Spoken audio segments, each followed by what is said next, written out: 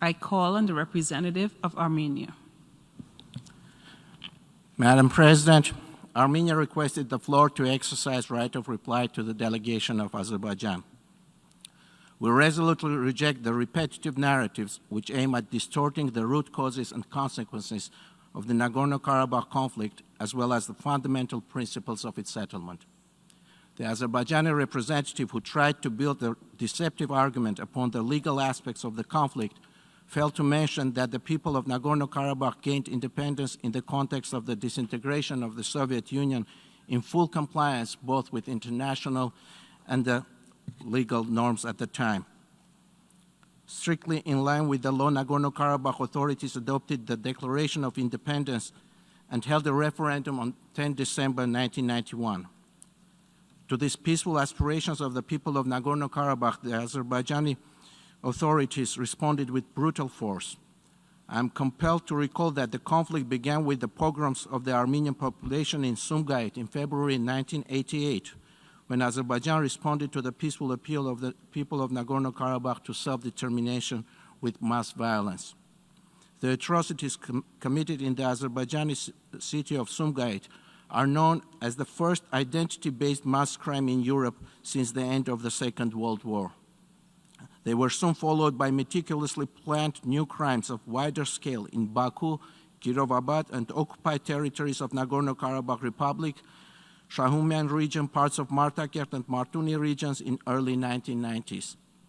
Thousands of Armenians were killed and maimed. Hundreds of thousands were deported. The massacres of the Armenian population of Azerbaijan clearly demonstrated that the Azerbaijani authorities pursued the goal of total extermination of the Armenians and that the people of Nagorno-Karabakh face existential threat.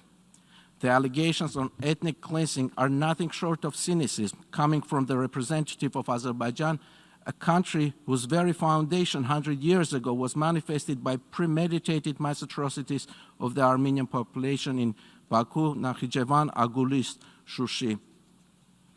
Total elimination of Armenians continues to be at the core of the modern state building of Azerbaijan. Only 4 years ago, Azerbaijan's armed forces launched another offensive against the people of Artsakh in April 2016, which was accompanied by mass atrocities and identity-based crimes against the peaceful population, all well known and extensively documented. I would like to remind the Azerbaijani delegate that the territories of Nagorno-Karabakh presently occupied by Azerbaijan, in which Armenians were ethnically cleansed, have been completely resettled by Azerbaijanis. This reality is being acknowledged by the leadership of Azerbaijan and presented as a good example of the resolution of Nagorno-Karabakh conflict.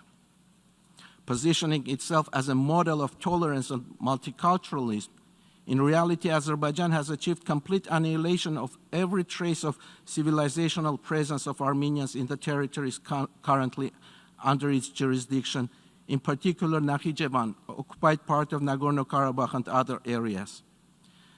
The barbaric destruction of old Juga cemetery with over 5,000 khachkars, medieval Christian crossstones in the period of 1998-2005 is illustrative in this regard.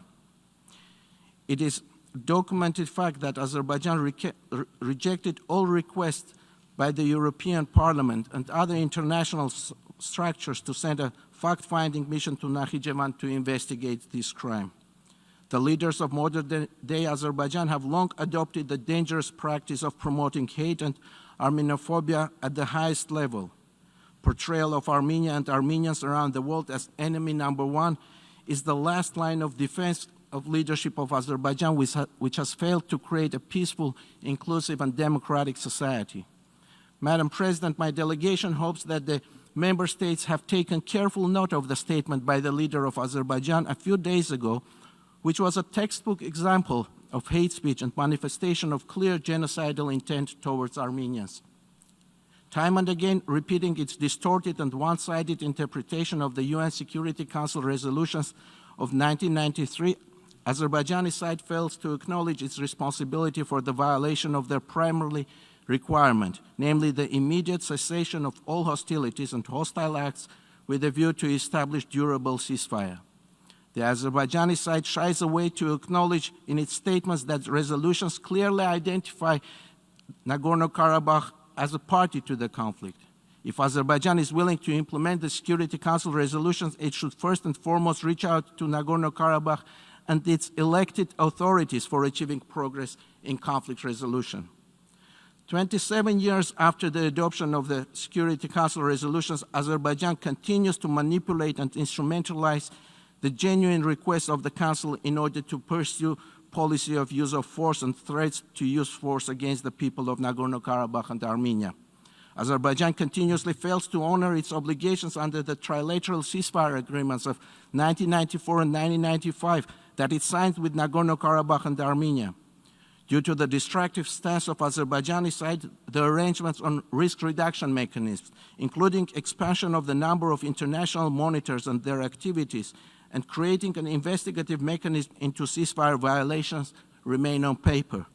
By failing to respect its commitments, the leadership of Azerbaijan assumes full responsibility for ceasefire violations, deliberate targeting of civilian population and infrastructure, and other war crimes. The most recent such provocation took place in July 2020 when the Azerbaijani armed forces attacked the border positions and settlements on the northeast section of the state border in the direction of Tavush region of Armenia. While the international community had focused on response and recovery from the crisis caused by COVID-19 pandemic, Azerbaijan not only refused to unconditionally support the Secretary General's appeal for immediate global ceasefire, but resorted to escalation of situation and targeting civilian population and infrastructure of Armenia's border settlements. After being repelled back, Azerbaijan opted for export of violence and hate abroad, making attempts to instigate interethnic clashes in various countries. The threat of launching missile attack on Armenia's Metsamor nuclear power plant by Defense Ministry of Azerbaijan were both a demonstration of the level of despair and state of mind of the military political leadership of Azerbaijan and its destructive role in deteriorating of the regional peace and security. Madam President, the inalienable right to self-determination of the people of Nagorno-Karabakh represents the fundamental principle of the settlement of the conflict, as acknowledged by international mediators and reflected in the OSCE documents, including in the OSCE Athens Ministerial Declaration of 2009. The people of Artsakh have the right to determine their own future, free of fears and oppression, and in full exercise of their democratic self-government. In the context, I would like to recall that the elected representative of Nagorno-Karabakh is an internationally recognized term since 1992, which is reflected in the OSCE documents. Under that name, the authorities of Nagorno-Karabakh participated in the peace process since 1992.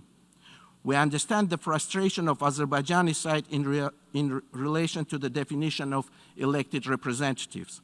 We do realize that when it comes to democracy and human rights, Azerbaijani leadership can hardly stand any comparison with the authorities of Artsakh, who have gone through decades of democratic state building, representative and accountable institutions, rule of law, and protection of human rights.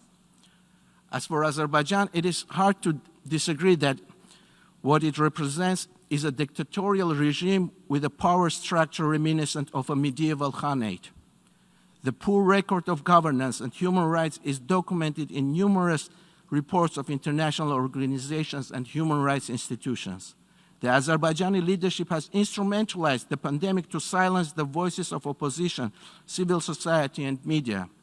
In light of the sharp contrast with the human rights record and the political system of Armenia, it comes as no surprise that Azerbaijan's recent address to General Assembly resembles nothing short of tantrum, demonstrating the actual source of discontent of the dictatorial regime, which is trying to instrumentalize the conflict and the pandemic to seek legitimacy and validation. We hope that it is also well noted by the UN colleagues in the context of consideration of various initiatives of the Azerbaijani leader. Madam President, the government of Azerbaijan should reconsider its policy of the use of force and threat of force, promoting xenophobia and anti-Armenian hatred, renounce its attempts to destabilize the regional security, and prepare itself for peaceful settlement. As the guarantor of physical security of the people of Artsakh, Armenia is fully confident in its capacities to protect the right of the people of Nagorno-Karabakh for self-determination and the right to live freely in their historical homeland without foreign coercion and oppression, and we will continue to constructively work towards peaceful settlement of the conflict. Thank you, Madam President. I call on the representative of Indonesia.